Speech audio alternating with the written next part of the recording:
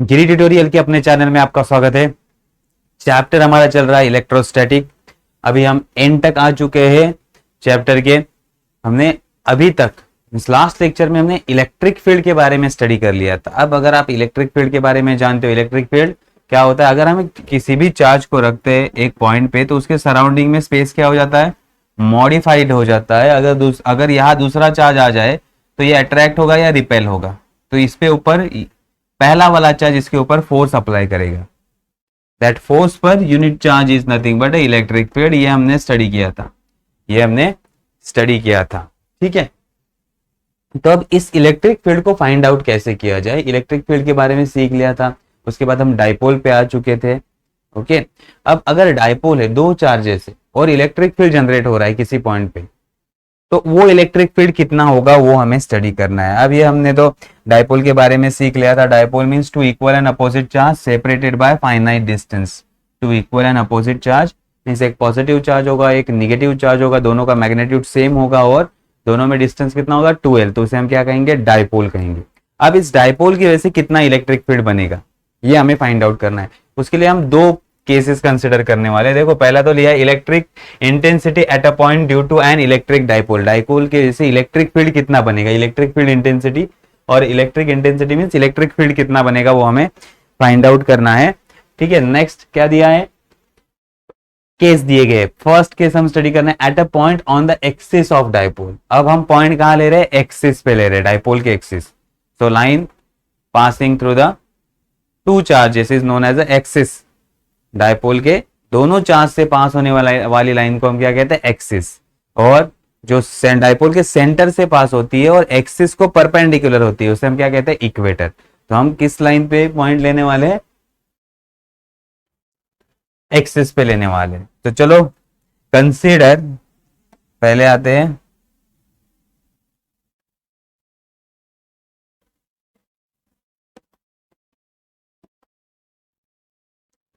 Consider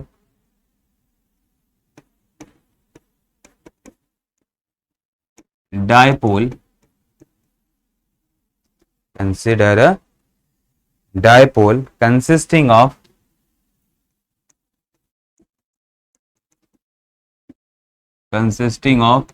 positive q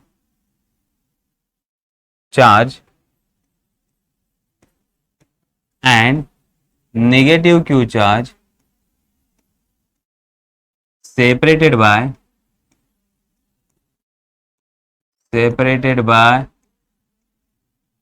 distance और separated by finite distance 2l। ठीक है, अब हमें क्या लेना है, डाइपोल कंसिडर करना है। तो एक है हमारा पॉजिटिव चार्ज,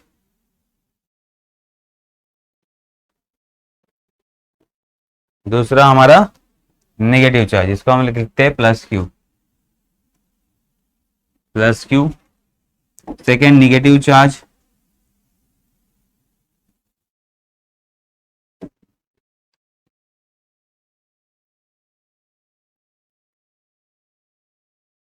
माइनस क्यू।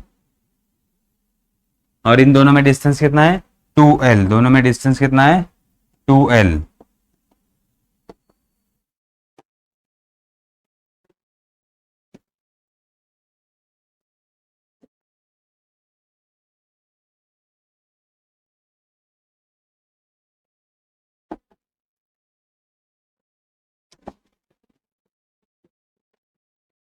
दोनों में डिस्टेंस है 2l। ठीक है, now consider a point P। अब हम क्या ले रहे हैं, कंसिडर पॉइंट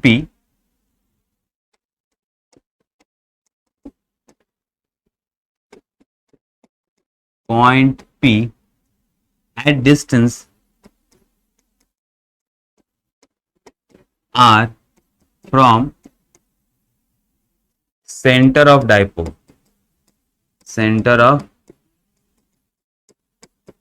dipole, ठीक है। अब डाइपोल के सेंटर कंसिडर करते हैं। डाइपोल का सेंटर यहां होगा O, ये होगा डाइपोल का सेंटर O। यहां से हम पॉइंट P एक्सिस पे ले रहे हैं, कहां ले रहे हैं, एक्सिस पे।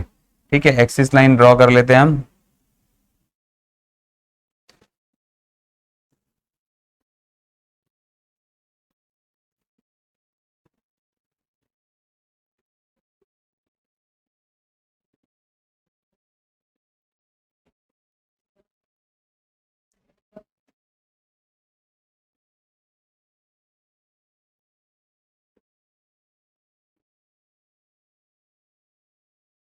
ठीक है, ये हमारा एक्सियल लाइन है, इस पे हम क्या ले रहे हैं, पॉइंट पी, क्या ले रहे हैं, पॉइंट पी, ये हमारा पॉइंट पी।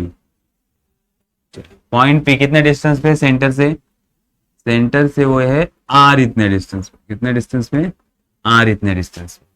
तो डाइपोल के बीच का डिस्टेंस तो हमें पता है। अब ये आर इतने डिस्टेंस पे है। अब डाइपोल को हम नाम ले देते हैं A and B, A and, ठीक है।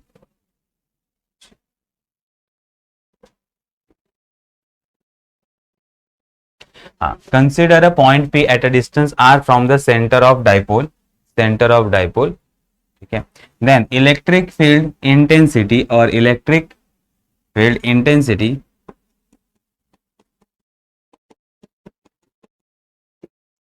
Intensity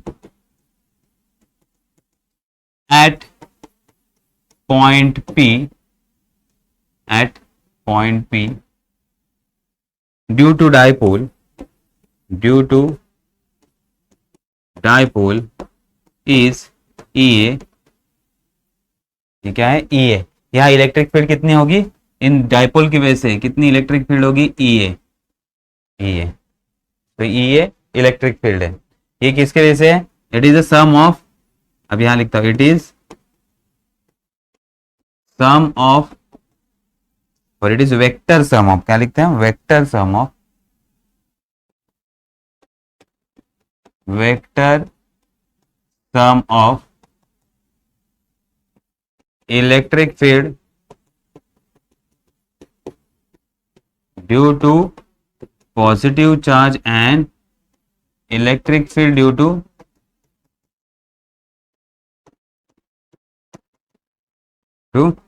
minus Q charge. Okay, अब EA क्या है, EA जो EA फील्ड बन रहा है ये एडिशन है, किसका एडिशन, वेक्टर सम है। तो देखो यहां पॉइंट P है, अब ये सिर्फ P पॉइंट को मैं ड्रॉ करता हूं।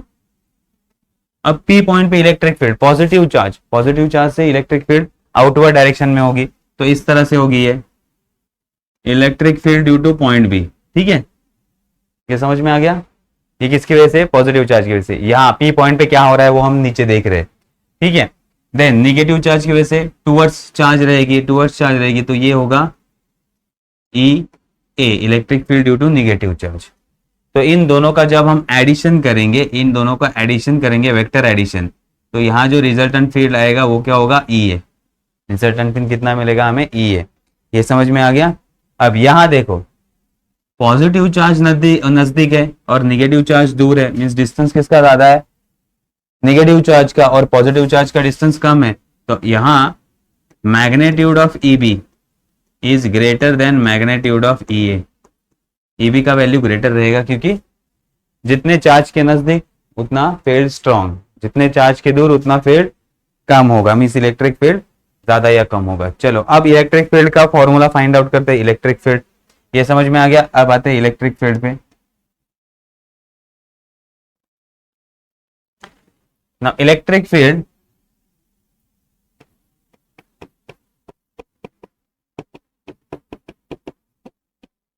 at point P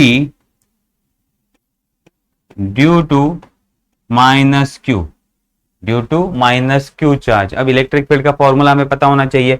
minus Q charge की वजह से इलेक्ट्रिक फील्ड कितना होगा, EA is equal to 1/4πε0 Q upon, अब देखो Q अपॉन डिस्टेंस कितना होगा, A टू P, डिस्टेंस कितना होगा, A टू P, और ये चार्ज माइनस, ये चार्ज क्या है, माइनस है। अब ये डिस्टेंस कितना होगा, देखो EA, A टू P, ठीक है। अगर वेक्टर लेके तो वेक्टर होगा तो हम इसके साथ यूनिट वेक्टर ले सकते हैं, लेकिन हम वेक्टर फॉर्म में इसको नहीं लिखेंगे, ठीक है। तो ये A टू P आ गया, ठीक है। अब इसको हम AP का वैल्यू निकालते हैं। AP कितना होगा, A टू P डिस्टेंस, ये डिस्टेंस R है, और A टू O डिस्टेंस कितना आएगा, O टू A डिस्टेंस ये है L, ये क्या है L, तो ये होगा R plus L। Total distance कितना होगा, R प्लस है। तो ये इक्वेशन आ गया 1/4πε0 minus Q R plus L, यहां स्क्वायर एपी स्क्वायर होगा ना, R plus L square, R plus L square. तो ये आ गया electric field due to,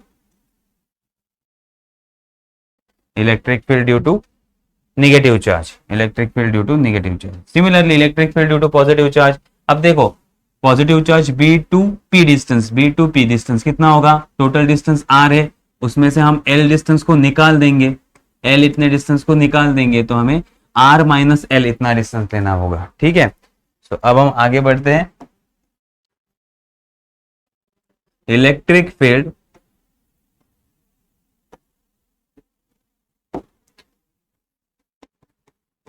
electric field at point P due to plus Q charge, due to plus Q charge क्या होगा, E B is equal to 1/4πε0 plus Q upon ये होगा P B square, P B square. तो P B का value हमने find out किया था, कितना था 1/4πε0 Q R minus L square. Equation number 2, दो इक्वेशन आ गए। अब हम क्या करेंगे, माइनस करेंगे, अब हम माइनस ये इलेक्ट्रिक फील्ड फाइंड आउट करेंगे। ठीक है, so now electric field, net electric field at point P, net electric field कितना कहा था हमने, E A is a vector sum of, is a vector sum of electric field at point A plus E B, plus E B, या फिर हम E B पहले लिखते हैं क्योंकि ई ए माइनस है, तो हम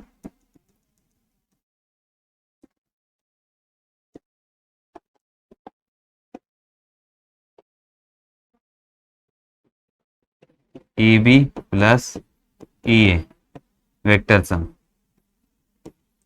चलो अब दोनों वैल्यू हम पुट करते हैं from equation 1 and 2, from equation 1 and 2।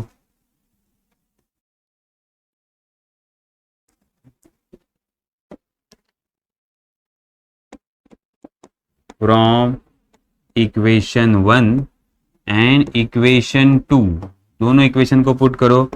E A is equal to क्या होगा, ई बी का value 1/4πε0 Q R minus L whole square, minus या प्लस लेते 1/4πε0 minus Q upon R plus L square, R plus L square. अब इसको हम solve करते जाएंगे, इसमें से कॉमन क्या आएगा, q अपॉन 4πε0 कॉमन। ठीक है, अब यहां से हम सॉल्व करना स्टार्ट करेंगे।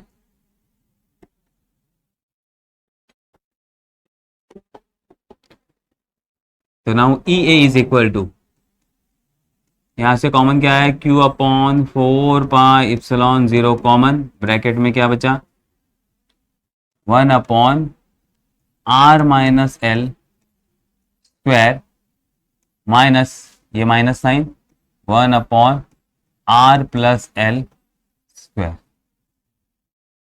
अब एलसीएम ले लेते हैं, अब एलसीएम ले लेते हैं, क्या होगा, E A is equal to Q upon 4πε0,